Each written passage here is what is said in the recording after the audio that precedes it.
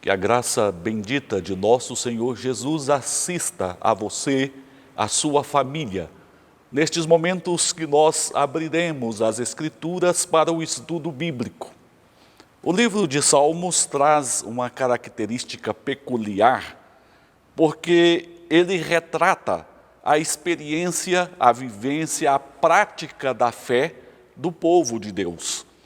Não se trata de ensinos apresentados pelos autores dos Salmos, mas sim uma retratação da prática destes autores e da prática do povo.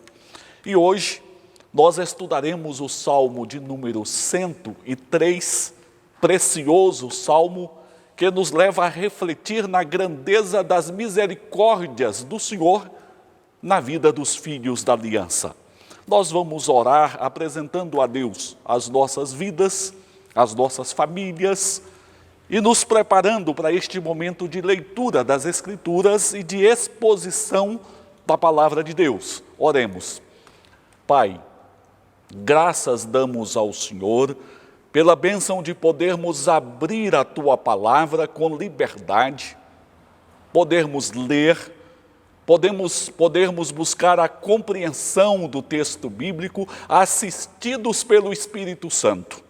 E nós necessitamos mesmo da orientação do Senhor, para que possamos aprender da Tua Palavra, para que possamos ter as mudanças necessárias nas nossas vidas e a prática da Tua Palavra. Receba, Senhor, a adoração, o louvor que ofertamos a Ti, porque reconhecemos que é do Senhor que promana toda sorte de bênção para as nossas vidas. Nós estamos vivos hoje, preservados, graças à renovação dos Teus cuidados, mas principalmente pelas bênçãos de caráter espiritual da comunhão com o Senhor.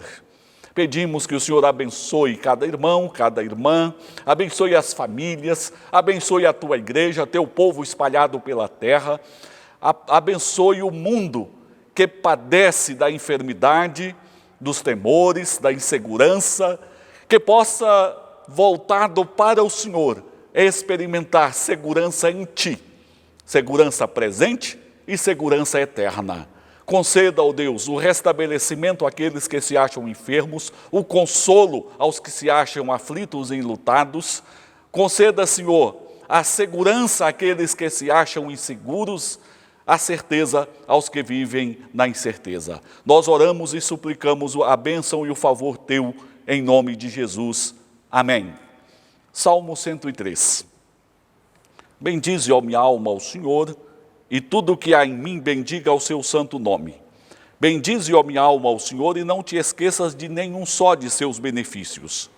Ele é quem perdoa todas as tuas iniquidades, quem sara todas as tuas enfermidades. Quem da cova redime a tua vida e te coroa de graça e misericórdia. Quem farta de bens a tua velhice, de sorte que a tua mocidade se renova como a da águia. O Senhor faz justiça e julga a todos os oprimidos. Manifestou os seus caminhos a Moisés e os seus feitos aos filhos de Israel. O Senhor é misericordioso e compassivo, longânimo e assaz benigno. Não repreende perpetuamente, nem conserva para sempre a sua ira. Não nos trata segundo os nossos pecados, nem nos retribui consoante as nossas iniquidades. Pois quanto o céu se alteia acima da terra, assim é grande a sua misericórdia para com os que o temem. Quanto dista o Oriente do Ocidente, assim afasta de nós as nossas transgressões. Como um pai se compadece de seus filhos, assim o Senhor se compadece dos que o temem, pois Ele conhece a nossa estrutura e sabe que somos pó. Quanto ao homem, os seus dias são como a relva, como a flor do campo. Assim ele floresce, pois soprando nela o vento desaparece, e não conhecerá daí em diante o seu lugar. Mas a misericórdia do Senhor é de eternidade a eternidade sobre os que o temem, e a sua justiça sobre os filhos dos filhos, para com os que guardam a sua aliança e para com os que se lembram dos seus feitos e os cumprem. Nos céus estabeleceu o Senhor o seu trono, e o seu reino domina sobre tudo. Bendizei ao Senhor todos os seus anjos, valorosos em poder, que executais as suas ordens e lhe obedeceis à palavra. Bendizei ao Senhor todos os seus exércitos, vós, ministros seus, que fazeis a sua vontade. Bendizei ao Senhor, vós, todas as suas obras, em todos os lugares do seu domínio. Bendize, ó minha alma, ao Senhor.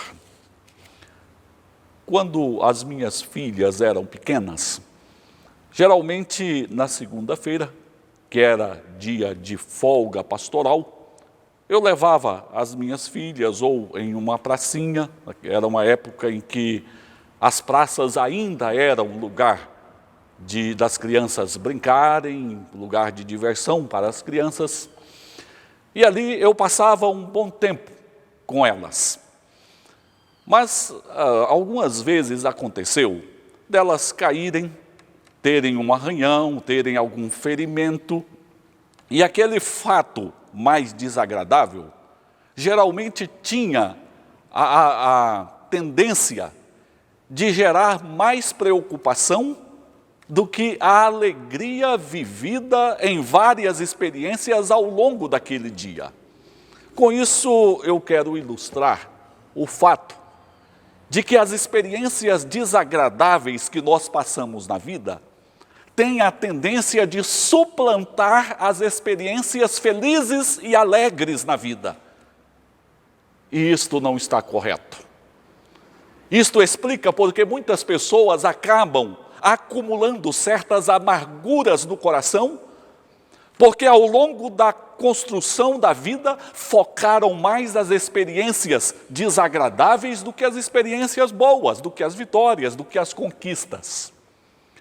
Davi se achava já na sua velhice, quando escreveu este salmo de número 103, um salmo de ação de graças, de louvor.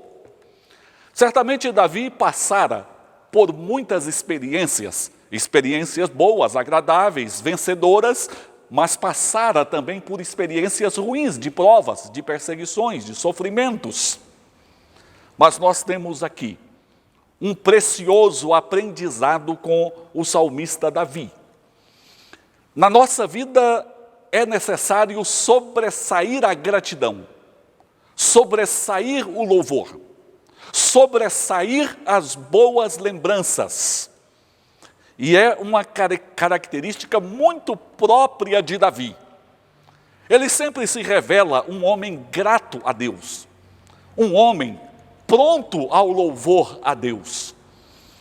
Vamos estudar este salmo neste espírito, trabalhando para que sobressaia na nossa própria vida as experiências alegres e os motivos de gratidão ao Senhor nosso Deus. Spurgeon, falando a respeito deste Salmo 103, o comparando aos outros salmos, afirmou que olhava para este salmo como olhava para uma colina com vários picos, porém, este salmo como um pico que sobressaía aos demais. Então nós vemos de fato este salmo sobressaindo no quesito gratidão e louvor ao nosso Deus. Nós temos aqui uma linda descrição da misericórdia do Senhor na vida dos filhos da aliança, porque é um salmo que mostra a gratidão dos filhos da aliança em função principalmente da misericórdia do Senhor. A misericórdia de Deus é aquela capacidade divina em se compadecer dos pecadores, em se compadecer dos seus filhos, oferecendo-lhes auxílio, preservando-lhes e oferecendo-lhes auxílio. Então vejamos, inicialmente nos primeiros 10 versículos, que as misericórdias do Senhor sempre se mostram pelos muitos benefícios que o Senhor nos dispensa. Então o Senhor mostra a misericórdia dele para conosco por meio dos benefícios que ele nos concede. O salmista nos conclama aqui a não esquecermos de nenhum só dos benefícios do Senhor. Existe uma tendência nossa ao esquecimento diante dos muitos benefícios que o Senhor realiza nas nossas vidas, nós acabamos revelando uma memória curta diante dos benefícios do Senhor. Mas não deve ser assim, não pode ser assim. Nós precisamos manter de uma forma viva em nossa memória os benefícios do Senhor. Mas a memória curta diante dos benefícios do Senhor acaba revelando que o problema não é só relacionado à memória, está relacionado também ao coração, porque mostra que o coração não está devidamente conectado em comunhão com o Senhor. Por isso os benefícios dele acabam esquecidos.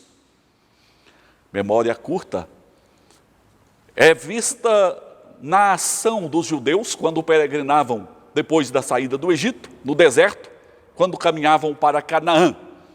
É incrível observarmos como eles passavam por uma experiência com a provisão e a providência de Deus, mas logo em seguida já estavam murmurando, reclamando e já tinham esquecido aquela provisão divina.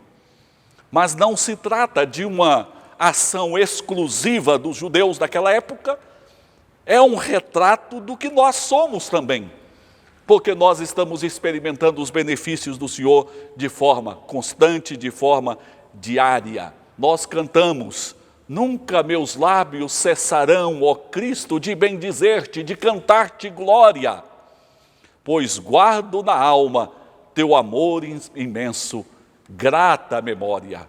Precisamos mesmo guardar na alma o amor de Deus, guardar na alma os feitos, os benefícios do Senhor.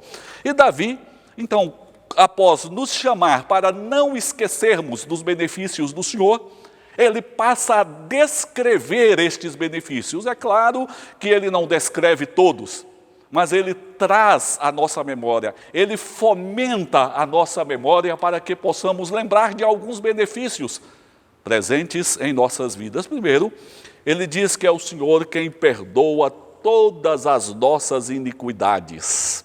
O Senhor é Deus perdoador.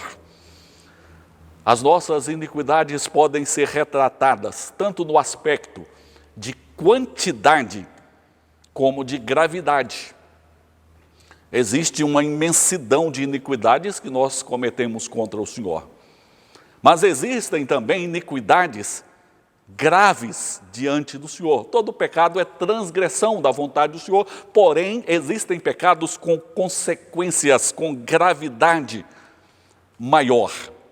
Mas tanto a quantidade como a gravidade dos nossos pecados não são obstáculo para o perdão divino. E isso nos faz pensar na grandeza da misericórdia do Senhor. Há pessoas que não conhecem o amor de Cristo, não são convertidas, não entendem isto. Por exemplo, quando vem uma pessoa que cometeu muitos e graves pecados, sendo batizada, tais pessoas não entendem e não aceitam isto. Porque dizem, assim é muito fácil, é só cometer todo tipo de pecado e depois ser batizado e está tudo resolvido. Tais pessoas não entendem que nós somos pecadores diante de Deus, cometemos atos pecaminosos, mas o pecado não reside só nos atos, reside na natureza humana, e que a natureza humana, de forma geral, é pecadora diante de Deus. Portanto, todo ser humano é pecador. Todo ser humano carece do perdão divino, carece da misericórdia divina. Nós não podemos assemelhar o pecado tão somente com o aspecto da moralidade, como se o pecado fosse tão somente quebrar uma regra moral. O pecado é você se distanciar da comunhão com o Senhor. E a natureza humana é uma natureza que se distancia do seu Criador, do seu Senhor. Todo ser humano é pecador. Então, o perdão de Deus chega à nossa vida, independentemente da quantidade ou da gravidade dos pecados que cometemos, quando existe o verdadeiro arrependimento, o verdadeiro acesso à graça de Deus pela fé, nós somos perdoados. E é isso que Davi está mostrando aqui, que é o Senhor quem perdoa todas as nossas iniquidades. Agora, o Senhor perdoa, Mas como nos afirma no livro de Êxodo, ele não inocenta o culpado. O perdão de Deus não significa que Deus afirma, olha, você pecou, agora vamos deixar isso para lá, vamos esquecer isso. Não, Deus não inocenta o culpado. E isso nos explica a morte de Jesus na cruz. Quando Jesus morre, Jesus estava pagando o preço que seria nosso, porque o salário do pecado é a morte. Jesus experimenta a morte porque ele sofre a nossa culpa, para que o perdão possa nos alcançar. A justiça de Cristo, ela é outorgada a nós. O Senhor Jesus paga o preço que seria nosso. Então Deus não inocenta o culpado, ele paga pelo pecado e paga na pessoa de Jesus, proporcionando ao pecador o perdão de todas as iniquidades. Diante do fato de que é Deus quem perdoa todos os nossos pecados, nós precisamos assumir uma postura de fé, de zelo espiritual, de compromisso com o Senhor, de santificação espiritual. E há dois perigos aqui. Há o perigo do cristão que carrega o sentimento de culpa. Não é correto, porque se nós cremos no Senhor, na suficiência do perdão do Senhor, não podemos carregar sentimento de culpa, porque o nosso perdão não é uma construção nossa. O nosso perdão não decorre das nossas virtudes, mas decorre da virtude de Cristo, da graça de Deus. Então, carregar sentimento de culpa não é correto. Precisamos descansar nos cuidados e na suficiência de Cristo, na promessa do Senhor, e crer que de fato o Senhor nos perdoa, e assim vivermos em paz diante de Deus. Um outro perigo é o barateamento da graça de Deus em um ato de libertinagem. As pessoas que dizem, não, já que Cristo morreu para perdoar os meus pecados, já que o Senhor perdoa todas as nossas iniquidades, então eu posso viver uma vida libertina, eu posso pecar, porque quanto mais eu pecar, mais perdão eu terei. Isso é um engano também, porque tal pessoa está sendo leviana diante de Deus. Só são perdoados aqueles cujos corações têm arrependimento e têm zelo espiritual e têm verdadeira fé e temor a Deus. E quem assim porta não vive entregue ao pecado, pelo contrário, busca a santificação da sua vida. Mas aqui nós temos as misericórdias do Senhor na vida dos filhos da aliança. Estas misericórdias se mostram porque o Senhor nos concede muitos benefícios. Dentre esses benefícios, o Senhor é quem perdoa todas as nossas iniquidades. Em seguida, o salmista diz, o Senhor é quem sara todas as nossas enfermidades. Ele estaria se referindo a enfermidades físicas ou espirituais? Ele está se referindo a enfermidades espirituais. Há pessoas que acham que as enfermidades físicas são as mais graves. Entretanto, as enfermidades físicas são tão somente consequência das enfermidades espirituais. É em função da ausência da santidade, da pureza, da paz com Deus, é que o corpo adoece. A doença física só ocorreu depois que o ser humano perdeu a comunhão com Deus a partir do Éden. Então o Senhor está nos mostrando que é Ele quem sara estas enfermidades espirituais, porque Ele restabelece pureza no coração, Ele restabelece paz, Ele restabelece santidade na vida do ser humano. Foi por isso que o Senhor Jesus, na cruz, como descreve o profeta Isaías no capítulo 53, Ele levou sobre si as nossas enfermidades, porque Jesus sofreu sobre si a punição que seria nossa, para que nós nos vejamos livres destas enfermidades. E quando a causa é curada, a consequência é retirada. Ou seja, se as nossas doenças espirituais são saradas por meio de Jesus, a consequência, que são as doenças físicas, emocionais, a seu tempo elas também vão ser retiradas. É por isso que as Escrituras nos mostram que na glória não haverá nenhum tipo de dor, de enfermidade e nem a própria morte, porque é o Senhor quem nos cura plenamente das nossas enfermidades. Um outro benefício aqui descrito é o Senhor quem redime a nossa vida da cova e nos coroa com graça e misericórdia. Somente aqueles que são alcançados pela graça e misericórdia do Senhor podem ser redimidos da cova. É uma referência à morte. Quando Lázaro morreu, ele fora sepultado, deveria permanecer sepultado, e não havia ninguém e nem nada neste mundo que poderia retirar ou redimir Lázaro da cova. Mas o Senhor Jesus, o Filho de Deus, sim, o Senhor em sua misericórdia chamou Lázaro para sair para fora, e ele saiu, ele obedeceu à voz divina, porque redimir da cova é obra exclusiva da misericórdia e do poder divino. E o apóstolo Paulo retrata isto muito bem quando ele diz que o Senhor nos deu vida, estando nós mortos em nossos delitos e pecados. É o Senhor quem redime a alma humana da morte, no seu aspecto espiritual e, em consequência, no seu aspecto físico também, porque por ocasião da ressurreição, o Senhor Jesus fará sair dos túmulos todos que morreram pelo seu poder e para a glória do teu santo e bendito nome. E há pessoas que, em um sentido figurado, estão na cova, porque estão sob o poder da aflição, o poder do desespero, o poder do sofrimento. Mas o Senhor faz com que tais pessoas sejam erguidas, sejam levantadas, porque a mão de Deus é mão que alcança as pessoas na profundidade do abismo, e suficiente para erguer e colocar estas pessoas em lugar firme, em terreno sólido, na rocha, que é o nosso Senhor e Salvador Jesus.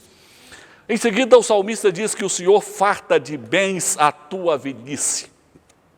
As pessoas no envelhecimento tendem a experimentar a perda física, massa muscular, a perda da saúde, perda financeira.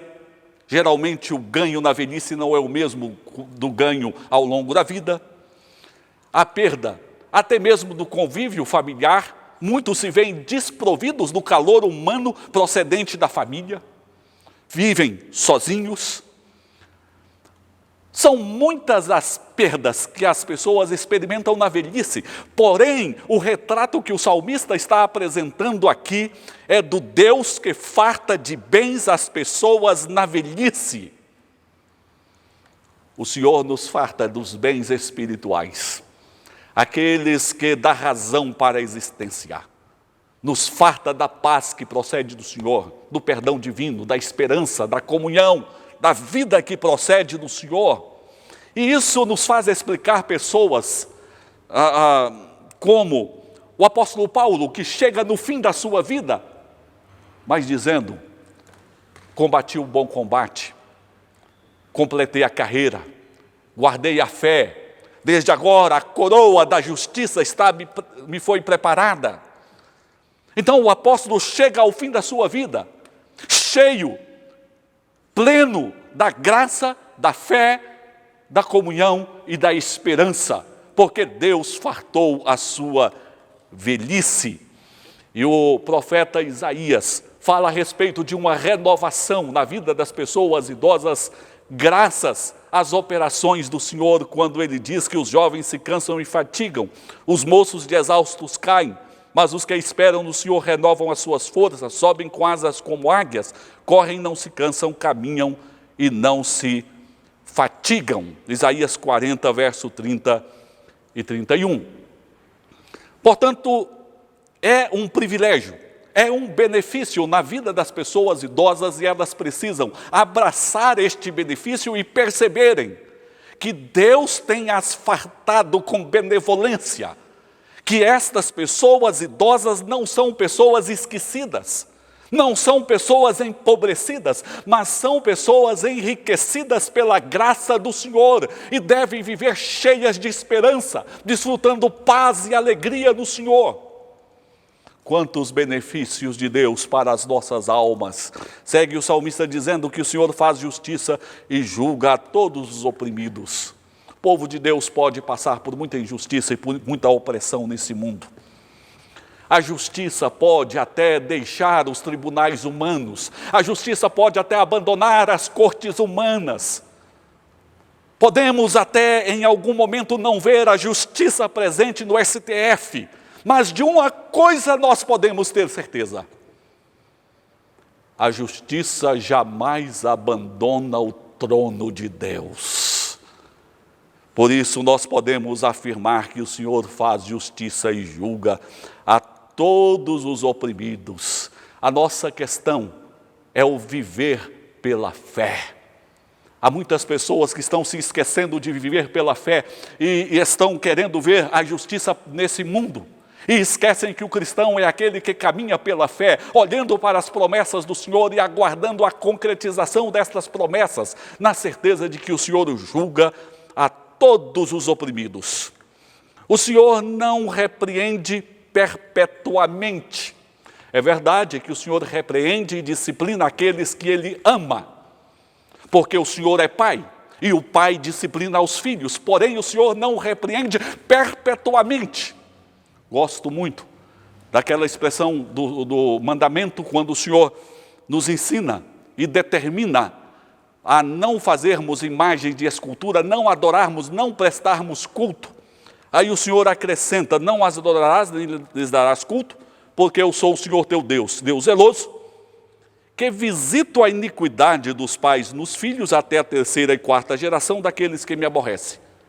Então, aqueles que aborrecem a Deus na prática da idolatria, o Senhor está dizendo que visita a iniquidade dos pais nos filhos até a terceira e quarta geração. Mas veja a força do contraste: e faço misericórdia até 1000 gerações daqueles que me amam e guardam os meus mandamentos. Êxodo 20, verso 4 a 6. Então o Senhor não repreende perpetuamente, porque a misericórdia do Senhor é grande na vida dos seus servos. O Senhor não nos trata segundo os nossos pecados. Isso nos faz lembrar Lamentações, que afirma que as misericórdias do Senhor são a causa de não sermos consumidos. Estas misericórdias se renovam a cada manhã. Se o Senhor nos tratasse segundo os nossos pecados, seria de todo consumidos. Não estaríamos mais vivos e nem na presença do Senhor. Nenhum de nós. Ninguém. Mas o Senhor não nos trata segundo os nossos pecados, Ele nos trata com misericórdia. Então nós temos aqui, na apresentação do salmista, a descrição de alguns dos muitos benefícios do Senhor para conosco, e Ele nos chama a não esquecermos destes benefícios, a lembrarmos destes benefícios, e certamente estes benefícios trarão satisfação ao nosso coração, estes benefícios trarão alegria à nossa alma, estes benefícios trarão motivos para louvarmos a Deus. Mas há um segundo aspecto a ser considerado dos versos 11 ao 19, é que as misericórdias do Senhor são mesmo extensas, grandiosas. O salmista faz algumas comparações para mostrar a extensão da misericórdia do Senhor. Ele mostra a distância entre céu e terra. Assim são as misericórdias do Senhor extensas. E se nós pensamos no céu, firmamento, já há uma distância considerável. Mas se nós pensamos na distância entre terra e céu, como lugar da habitação de Deus, nós vamos entender a distância melhor e a grandeza das misericórdias do Senhor. Ele fala a distância entre Oriente e Ocidente, assim são as misericórdias do Senhor. Ele fala da compaixão dos pais pelos filhos, um pai que verdadeiramente ama o filho e que pode verdadeiramente ser chamado de pai, tem grande, imensa compaixão dos filhos. Agora imagine a compaixão de Deus como nosso Pai pela nossa vida. Depois ele fala sobre a finitude humana, que é como a flor do campo, sopra o vento e ela desfaz. Assim é a vida humana nesse mundo. Porém, a misericórdia do Senhor é de eternidade a eternidade, em contraste com esta finitude do ser humano. Tudo isso o salmista coloca para que nós possamos compreender a grandeza da misericórdia do Senhor. E é pela misericórdia que nós vivemos, é pela misericórdia que somos perdoados, é pela misericórdia que há esperança em nós. E por fim, o Senhor nos mostra que as misericórdias do Senhor nos motivam há respostas de louvor. Quando nós experimentamos a misericórdia, quando nós compreendemos a grandeza da misericórdia, nós vamos responder a Deus e vamos responder com louvor. Por isso ele começou o Salmo no verso 1 dizendo: bendize, ó minha alma, ao Senhor, e tudo que há em mim bendiga ao seu santo nome. O salmista prega para a sua própria alma, porque muitas vezes a nossa alma pode se achar entristecida, abatida, preocupada, ansiosa. Ela precisa receber a palavra de Deus. E o salmista diz: bendize, ó minha alma, ao Senhor. Nós precisamos dizer às nossas almas que elas precisam bendizer ao Senhor, precisam louvar ao Senhor, precisam se lembrar dos benefícios do Senhor, para que elas saiam deste campo de tristeza, de ingratidão, e possam se colocar no altar de Deus, a bendizer e a louvar ao Senhor. E ele diz: tudo que há em mim bendiga ao seu santo nome, com toda a minha força, com toda a minha alma, com todo o meu ser, com todos os meus sentimentos, com todo o meu entendimento, com toda a minha compreensão, eu devo exaltar e bendizer o santo nome do Senhor.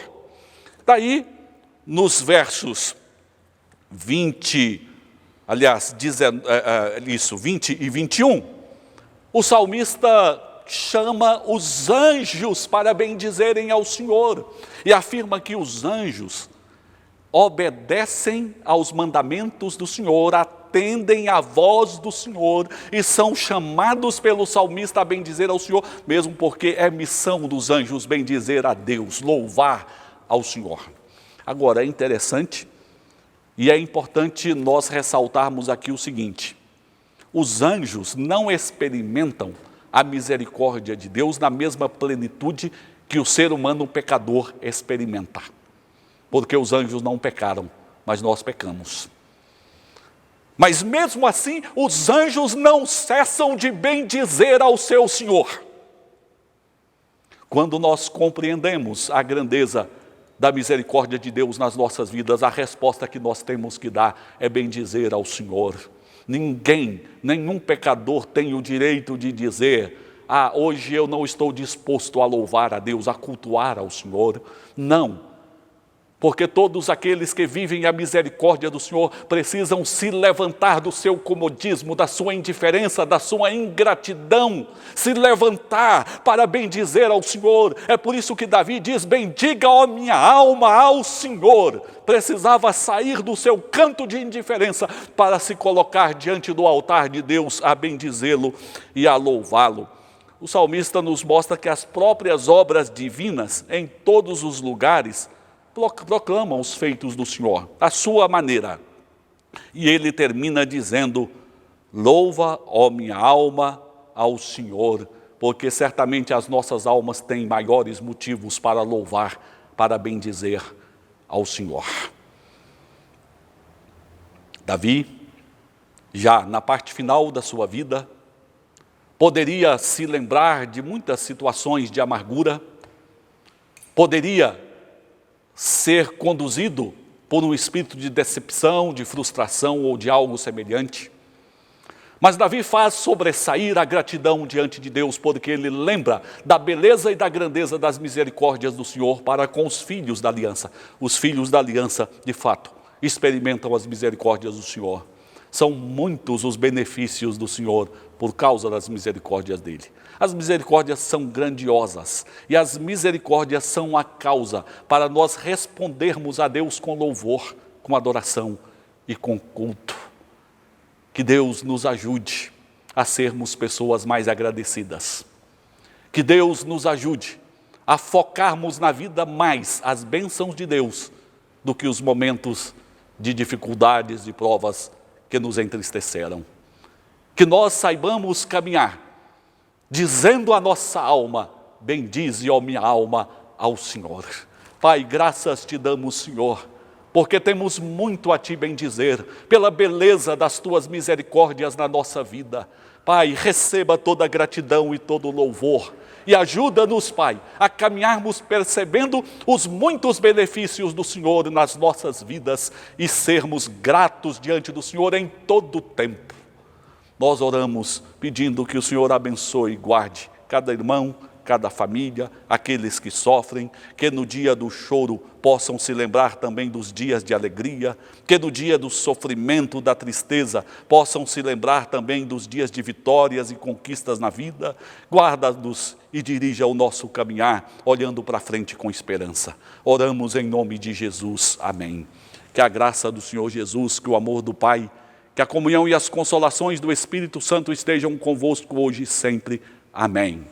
Que Deus, em seu poder e bondade, guarde a sua vida, a vida da sua família e caminhe bendizendo ao Senhor em todo o tempo.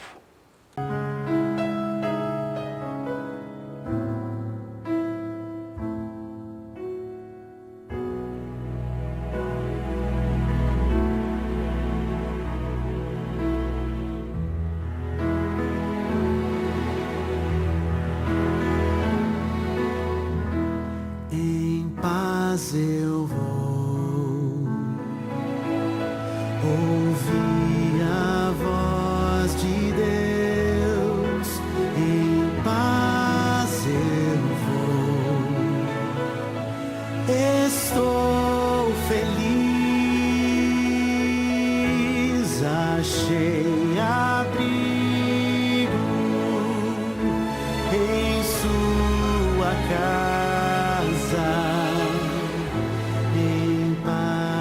Estou com meu Jesus.